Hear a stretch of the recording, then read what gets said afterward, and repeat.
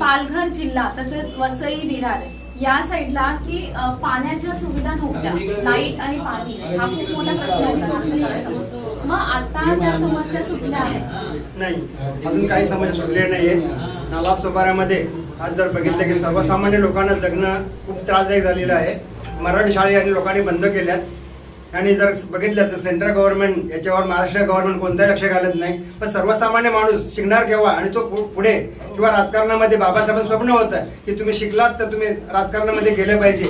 पण आज ती परिस्थिती संधी आहे वसईमध्ये किंवा पालघर जिल्ह्यामध्ये, जेणेकरून सर्वसामान्य माणूस हा गरीबच राहतोय, श्रीमंत माणूस श्रीमंत जातोय। याला जबाबदार फक्त गव्हर्नमेंट आहे, ते महाराष्ट्र गव्हर्नमेंट असो सेंट्रल गव्हर्नमेंट असो। आणि आज या लोकांना सुविधा आज नालासोपाऱ्यामध्ये अनधिकृत बांधकामे एवढी वाढलीत, सर्वसामान्य लोकांनी यांनी लोन दिलंय, या लोकांनी प्लॉट दिलेत, हे कोणाला विचारून दिले होते?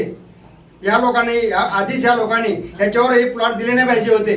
आज सर्वसामान्य लोकांनी जर पैसा जमा करून जर लोकांनी घरं घेतली तर त्या लोकांना उद्ध्वस्त करून मग तुम्ही काय करणार? मग त्याच्या जर तुम्ही तोडलेले जे प्लॉट होते की लोकांच्या जमिनी होत्या ते महानगरपालिकेचे प्लॉट आहेत किंवा घरं आहेत तिकडे तुम्ही काय शिफ्ट केली?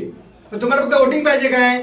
तर वोटिंग जर पाहिजे असेल तर त्या लोकांना तुम्ही तिकडे शिफ्ट करणं गरजेचं होतं। ह्या सर्वसामान्य लोकांना आज नालासोपाऱ्याने बघितले की पूर्ण वसईमध्ये गाडी खाली होते, ही लोक जाणार पुढे? म्हणजे श्रीमंताने श्रीमंत व्हायचं असेल आणि गरीबांनी गरीब राहायचं असेल तर यापुढे कोणतंही सरकार आम्ही पुढे आणून देणार नाही। त्यासाठी भीम आर्मी लागत तो सपोर्ट आपण करू आणि आमचे जेवढे जास्तीत जास्त नगरसेवक महानगरपालिकेमध्ये कसे जातील याची आम्ही भीम आर्मीच्या वतीनं आम्ही जास्त कोशिश करू। आणि यापुढे या नालासोपारा पालघरमध्ये भीम आर्मीचाच नगरसेवक असतील, बाकी कोणतेही नगरसेवक नसतील। एक मतानं आपण सर्वांनी काम करूया, भीम आर्मीला सपोर्ट करूया आणि जास्तीत जास्त नगरसेवक आणून आणि आपल्या सर्वसामान्य लोकांना ज्या प्रॉब्लेम आहेत सॉल्व आहेत। आणि इलेक्ट्रिकचा मोठा प्रॉब्लेम आहे, पाण्याचा प्रॉब्लेम आहे, लोड बेरिंगचा खूप मोठा प्रॉब्लेम आहे। हे कोणी आणलं? काय आणलं?